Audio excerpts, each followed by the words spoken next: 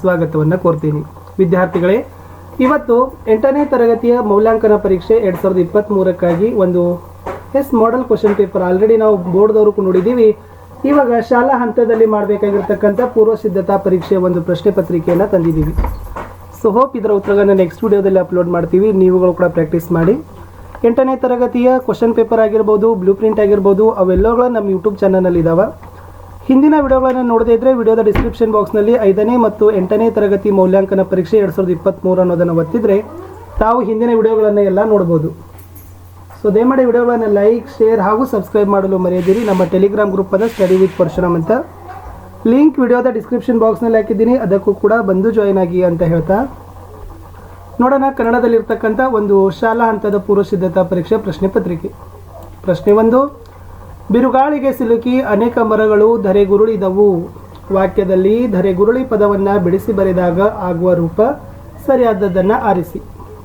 ಪ್ರಶ್ನೆ 2. ಮಳೆಗಾಲದಲ್ಲಿ ಕೆರೆಕಟ್ಟೆಗಳು ಯಾವಾಗಲೂ ತುಂಬಿರುತ್ತವೆ. ವಾಕ್ಯದಲ್ಲಿ ಆದೇಶ ಸಂಧಿಗೆ ಉದಾಹರಣೆಯ ಪದ. ಪ್ರಶ್ನೆ 3. ಭಾರತೀಯರಾದ ನಾವು ಒಂದೆಂಬ ಐಕ್ಯತಾ ಭಾವನೆಯಿಂದ ಬಾಳಬೇಕು. ಈ ವಾಕ್ಯದ ಭಾವಾರ್ಥ. ಪ್ರಶ್ನೆ 4. ಸಿದ್ಧಾರ್ಥನು ರಾಜ್ಯವನ್ನು ಪರಿತ್ಯಾಗ ಮಾಡಿ 10 ವರ್ಷಗಳು ಕಳೆದಿವೆ. ಈ ವಾಕ್ಯದಲ್ಲಿರುವ ಗೆರೆ ಎಳೆದಿರುವ ಪದವು. ಪ್ರಶ್ನೆ 5. ಆಹಾ, ಸುಂದರವಾದ ದೃಶ್ಯ. ಈ ವಾಕ್ಯದಲ್ಲಿ ಬಳಸಬೇಕಾದ ಲೇಖನ ಚಿಹ್ನೆ. ಪ್ರಶ್ನೆ 6. ಜಯಪುರದ ಅರಮನೆ ಸುಂದರವಾಗಿತ್ತು. ಇಲ್ಲಿರುವ ತತ್ಪುರುಷ ಸಮಾಸ. ಪ್ರಶ್ನೆ 7. 10ನೇ ಶತಮಾನದವರೆಗೆ ಗಂಗರು ತಲೆ ಎತ್ತಿ ಬಾಳಿದರು. ಈ ವಾಕ್ಯವು ಯಾವ ವಿಧದ ವಾಕ್ಯ? ಪ್ರಶ್ನೆ 8. ರಾಜು ತನ್ನ ಊರಿನ ಗ್ರಾಮ ಪಂಚಾಯಿತಿ ಅಧ್ಯಕ್ಷರಿಗೆ ಒಂದು ಪತ್ರ ಬರೆದನು. ಇದರಲ್ಲಿ ಅವನು ಗೆ ವಿಳಾಸವನ್ನು ಎಲ್ಲಿ ಬರೆಯಬೇಕು ಅಂತ ಕೇಳಿದ್ದಾರೆ. ಮುಂದಿನ ಪ್ರಶ್ನೆ 9. ಕಟ್ಟುವುದು ಕಠಿಣ, ಕೆಡುವುದು ಸುಲಭ. ಈ ಗಾದೆ ಮಾತಿನ ಸಂಕ್ಷಿಪ್ತ ಅರ್ಥವನ್ನು ತಿಳಿಸಿ. ಪ್ರಶ್ನೆ 10. UR ಅನಂತಮೂರ್ತಿಯವರಿಗೆ ಅಮ್ಮ ಅಕ್ಷರ ಕಲಿಸಿದ್ದು ಹೀಗೆ. ಪ್ರಶ್ನೆ 11. ನಕ್ರ ಬಾತೆ ತರಿದು ತನ್ನ ಭಕ್ತನು ಕಾಯ್ದಾತ. ಇಲ್ಲಿ ನಕ್ರ ಪದದ ಅರ್ಥ ಏನು ಅಂತ ಕೇಳಿದ್ದಾರೆ. ನಕ್ರ ಬಾಧೆ ತರಿದು ತನ್ನ ಭಕ್ತರನ್ನು ಕಾಯ್ದಾತ, ನಕ್ರ ಪದದ ಅರ್ಥ. ಪ್ರಶ್ನೆ 12. ಮುದ್ದಣ್ಣ ಮನೋರಮೆ. ಇಲ್ಲಿರುವ ಅನುನಾಸಿಕ ಅಕ್ಷರಗಳು. ಪ್ರಶ್ನೆ 13. ನನಗೆ ಚರಟದಲ್ಲಿ ಕಾಫಿಯೋ. ಈ ವಾಕ್ಯದಲ್ಲಿ ಇರಬೇಕಾದ ಲೇಖನ ಚಿಹ್ನೆ. ಪ್ರಶ್ನೆ 14. ಕಾಯಕದಲ್ಲಿ ನಿರತನಾದಡೆ ಗುರುದರ್ಶನವಾದಡೋ ಮರೆಯಬೇಕು. ಈ ಪದ್ಯದ ಸಾಲುಗಳಲ್ಲಿ ಯಾವ ಗಾದೆ ಮಾತು ಧ್ವನಿಸುತ್ತದೆ? ಪ್ರಶ್ನೆ 15. ಮುದ್ದಣ್ಣನಿಗೆ ಸಿದ್ಧಿಸಿದ ಮಂತ್ರದ ಹೆಸರೇನು? 16. ಈಗಿನ ವಿದ್ಯಾರ್ಥಿಗಳು ಮೊಬೈಲ್ ಬಳಕೆಯಲ್ಲಿ ಎತ್ತಿದ ಕೈ. ಈ ವಾಕ್ಯದಲ್ಲಿ ಎತ್ತಿದ ಕೈ ನುಡಿಗಟ್ಟಿನ ಅರ್ಥ ಏನು? 17. ಶ್ರೀಕೃಷ್ಣನು ಗೋಪಿಕೆರೆ ಮನೆಯಲ್ಲಿ ಮೆಲ್ಲ ಮೆಲ್ಲನೆ ಬೆಣ್ಣೆ ತಿಂದನು. ಈ ವಾಕ್ಯದಲ್ಲಿರುವ ದ್ವಿರುಕ್ತಿ ಪದ ಯಾವುದು? ಪ್ರಶ್ನೆ 18. ಮಾವಿನ ಮರದಲ್ಲಿ ಕೋಗಿಲೆಗಳು ಕುಳಿತಿದ್ದವು. ಈ ವಾಕ್ಯದಲ್ಲಿ ಮರದಲ್ಲಿ ಪದದಲ್ಲಿರುವ ವಿಭಕ್ತಿ ಯಾವುದು? 19. ಈ ಜಗನಗೂಡುಗಳು ತೊಟ್ಟಿಲಿನಂತೆ ತೂಗಾಡುತ್ತಿದ್ದವು. ಈ ವಾಕ್ಯದಲ್ಲಿರುವ ಅಲಂಕಾರ. ಪ್ರಶ್ನೆ 20. ಯಶೋಧರ ಚರಿತ್ರೆ, ನಳಚರಿತ್ರೆ, ರಾಮಧ್ಯಾನ ಚರಿತ್ರೆ, ಹರಿಭಕ್ತ ಸಾರ ಇವುಗಳಲ್ಲಿ ಗುಂಪಿಗೆ ಸೇರಿದ ಪದ ಯಾವುದು ಅಂತ ಕೇಳಿದ್ದಾರೆ. ಇಷ್ಟು ಈ 20 ಪ್ರಶ್ನೆಗಳು ಬಹು ಆಯ್ಕೆಗಳಾಗಿದ್ದವು. ಸೊ ಸರಿಯಾದ ಆಯ್ಕೆಗಳನ್ನು ತಾವೇನು ಮಾಡಬೇಕಾಗಿತ್ತು ವಿದ್ಯಾರ್ಥಿಗಳೇ? ಕ್ರಮಾಕ್ಷರದೊಂದಿಗೆ ಯಾವುದರ ಕೆಳಗಡೆ ಉತ್ತರಗಳನ್ನು ಬರೀಬೇಕಿತ್ತು. ಇನ್ನು ವಿವರಣಾತ್ಮಕ ಮಾದರಿ ಪ್ರಶ್ನೆಗಳಲ್ಲಿ 21ನೇದು ಕೇಳಿದರೆ ಈ ಪದ್ಯ ಭಾಗವನ್ನು ಓದಿ ಪ್ರಶ್ನೆಗೆ ಉತ್ತರಿಸಿರಿ. ಅತಿ ಗಂಭೀರನುದಾರ ಧೀರನು ಮಹಾಸಂಪನ್ನ ಸತ್ಯಾತ್ಮನು ರ್ಜಿತ ನಾನಾ ಲಿಪಿ ಭಾಷೆಯೋಳು ಪರಿಚಿತಂ ಲಂಚಕ್ಕೆ ಕೈ ನೀಡದಂ ವ್ರತಸದ್ಧರ್ಮ ವಿಚಾರಶಾಲಿ ಚತುರೋಪಾಯಂಗಳಂ ಬಲ್ಲವಂ ಪತಿ ಕಾರ್ಯಂ ವರ ಮಂತ್ರಿಯೈ ಹರಹರ ಶ್ರೀ ಚನ್ನ ಸೋಮೇಶ್ವರ ಅಂತಕ್ಕಂಥ ವಚನದ ಶ್ರೇಷ್ಠ ಮಂತ್ರಿಯಲ್ಲಿ ಇರಬೇಕಾದ ಲಕ್ಷಣಗಳೇನು ಅನ್ನೋದನ್ನು ಈ ವಚನಕ್ಕಾಧಾರವಾಗಿ ಉತ್ತರವನ್ನು ಬರೀಬೇಕು.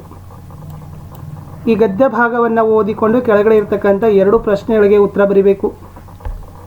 UR ಅನಂತಮೂರ್ತಿಯವರ ಅಮ್ಮ ಕಡಗೋಲಿನಿಂದ ಮೊಸರು ಕಡೆಯುವಾಗ ಏಳು ನಾರಾಯಣನೇ ಏಳು ಲಕ್ಷ್ಮೀರಮನೆ ಎಂಬ ಹಾಡನ್ನು ಹೇಳುವುದನ್ನು ಆಲಿಸುತ್ತಾ, ರಂಜದ ಹೂವನ್ನು ಬಾಳೆಯ ನಾರಿನಲ್ಲಿ ಪೋಣಿಸುತ್ತಾ, ಕೃಷ್ಣಪ್ಪಯ್ಯ ಮೇಷ್ಟ್ರಿಗಾಗಿ ಆತಂಕದಲ್ಲಿ ಕಾಯುತ್ತಾ, ಇವತ್ತು ಮೇಷ್ಟ್ರಿಗೆ ಜ್ವರ ಬರಲಿ ದೇವರೇ ಎಂದು ಮನಸ್ಸಿನಲ್ಲಿ ಪ್ರಾರ್ಥಿಸುತ್ತಾ ಇರುವುದೇ ನನ್ನ ಬಾಲ್ಯದ ಪುನರಾವರ್ತಿತ ದೈನಿಕವಾಗಿತ್ತು.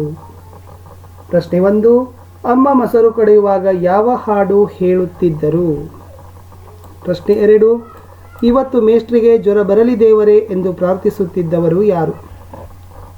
ಇನ್ನೊಂದು ಪ್ರಶ್ನೆ ಇದೆ. ಈ ಗದ್ಯ ಭಾಗ ಓದಿಕೊಂಡು ಮಾನವೀಯ ಮೌಲ್ಯಗಳನ್ನು ನಿಮ್ಮ ಅಭಿಪ್ರಾಯವನ್ನು ಬರಿಬೇಕು. ಅಥವಾ ಎಸ್, ನಮ್ಮ ಸಂಸ್ಕೃತಿಯ ಮೇಲೆ ಆಗುತ್ತಿರುವ ದಾಳಿಯನ್ನು ಕುರಿತು ಬರೆಯಿರಿ. ಇದನ್ನು ಕೂಡ ಏನು ಮಾಡಿದ್ದಾರೆ, ಕೊಟ್ಟಿದ್ದಾರೆ.